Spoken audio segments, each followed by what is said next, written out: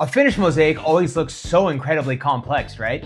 Like something that probably took years of practice or expensive studio tools to create. But today, I'm gonna let you in on a little secret. You can make stunning, professional-looking mosaic coasters right at your kitchen table using basic materials in just a weekend. This project is absolutely perfect if you're making your first mosaic. It's so easy that absolute beginners with no experience, and as you'll see, even kids can successfully make mosaic coasters.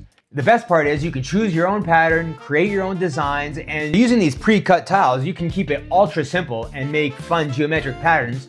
Or if you want to step it up a notch and be more advanced, you can use some tiled nippers to create custom little shapes. So let's go over the basic supplies that you'll need to make these mosaic coasters. Well, obviously the first thing you're going to need is a wooden cork or MDF coaster tray. You can get these online, and you can also get ones with a raised edge to make it even more beginner friendly. Here I've got a cork coaster blank, and of course we're going to need some tiles, so I've got a bunch of colorful little glass tiles, and then we're going to need something to glue it on. And you know that I love this B7000 glue. Number one, sponsor me, B7000. And then of course we're going to need some grout. And if you're feeling like you can handle it, you can use a pair of nippers to cut some custom shapes, but we don't have to worry about those. The first thing you want to do is design your layout. So before you touch that glue, use some of these tiles and sort of lay out a design or a pattern that you think you're gonna like. Alternatively, you can also use a felt pen and draw on some sort of design that you would like to make with the tiles. The one thing you do want to make sure of is that when you're gluing your tiles down and laying them out, you want to keep a small gap in between each tile. You don't want the gaps to be too big or else your grout will crack, and I'll show you an example of that later on. If you're crafting with kids, let them make fun abstract color patterns or simple shapes like hearts, stars, or just whatever they want. Next thing you're going to do is pick up your tiles one by one and place a small bead of glue on the coaster. Then press the tiles firmly onto the base. Just be careful not to use too much glue. If it oozes up and gets all over your tiles, that's fine. This glue here comes off really easy, especially when it's dry. It can just be picked right off. And when I told you this project was so easy that even a kid could do it, on the right side of the screen here we've got a little 5-year-old child, and look at him. He's doing it. You just lay the glue and continue the process until the entire coaster is finished. So here you can see mine and you can see his. He's adding some nice colorful random stuff wherever he wants, and mine has a bit more of a pattern to it, and I think it came out pretty nice. Once everything is glued down, let it dry completely for a few hours or even overnight. Once your coasters have completely dried, now it's time to get messy.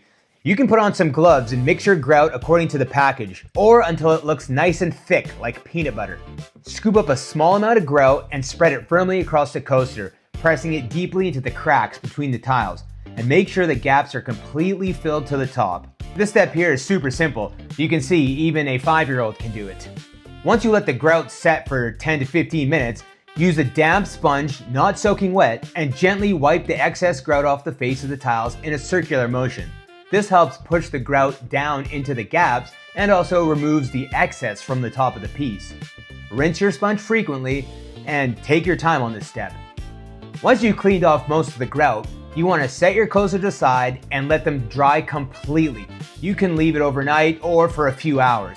Once the grout is completely cured, you can come back and wipe off all the haze that's left on top of the tiles.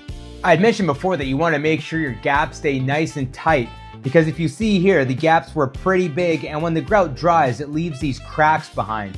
Because as the water evaporates, the grout shrinks and the gaps will open up. So this is a child's first mosaic, so that's all right. But you can see the other ones where the gaps are nice and tight, there's no cracking. And there you have it, a beautiful handmade piece of functional art.